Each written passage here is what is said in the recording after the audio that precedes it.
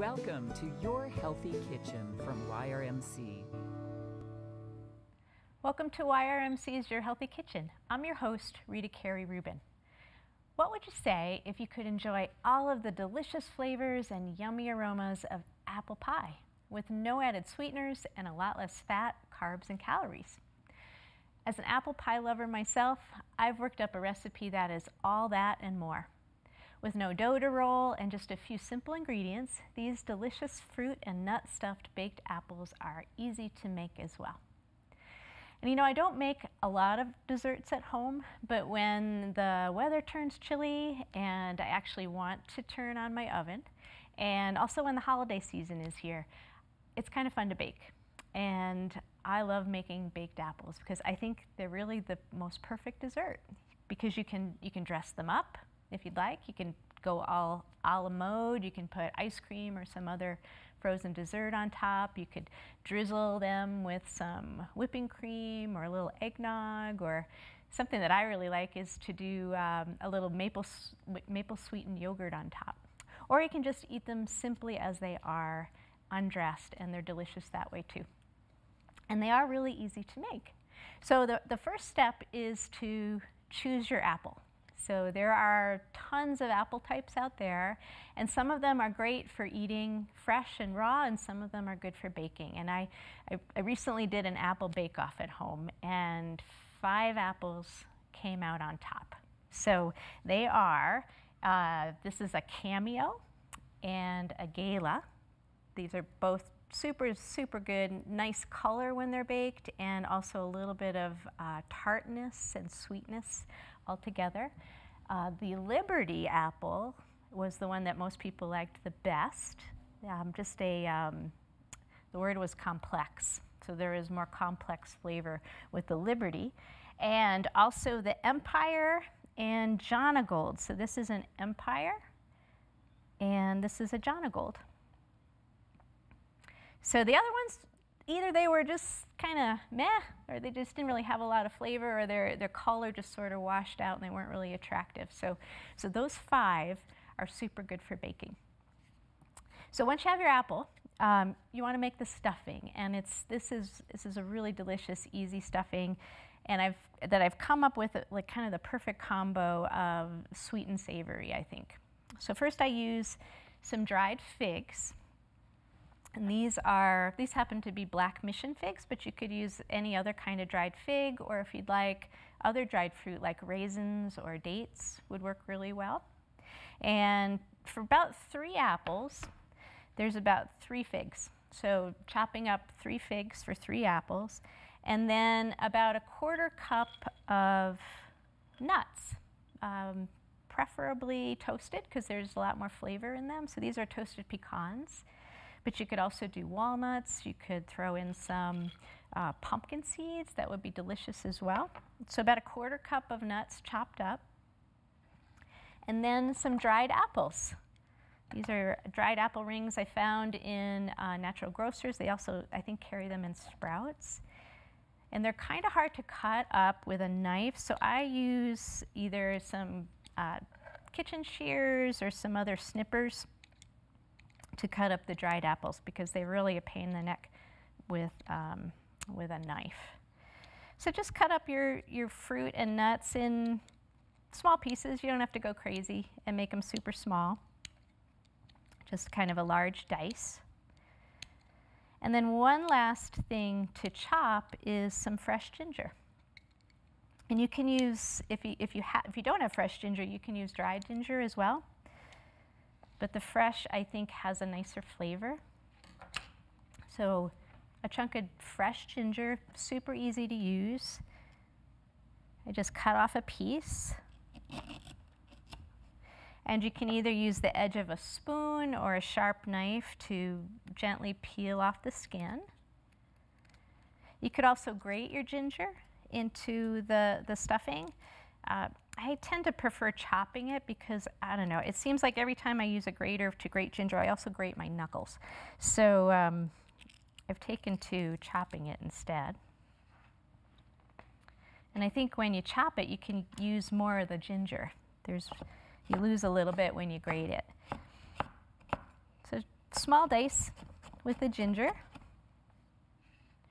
And while I'm chopping this, something to mention about apples is when you buy them, it's best to buy organic as much as you can. Apples just happen to be a type of produce that tends to test really high on pesticide residues.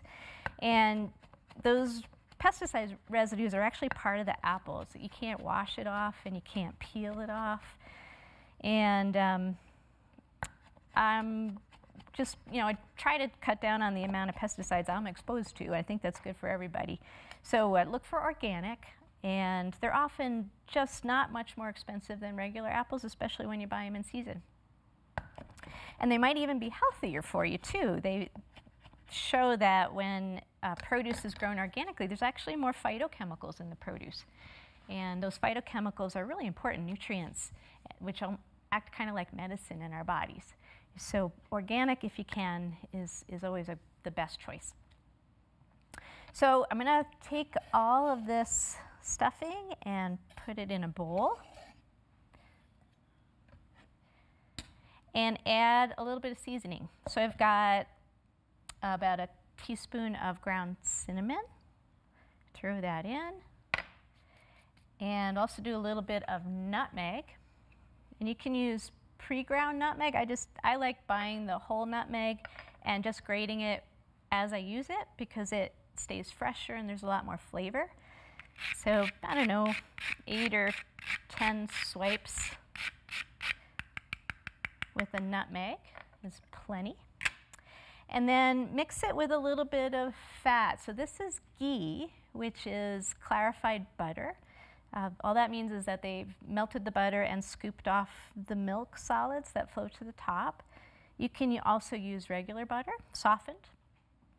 Or if you want to stay completely plant-based, use some sort of plant-based butter or margarine. That works just fine too.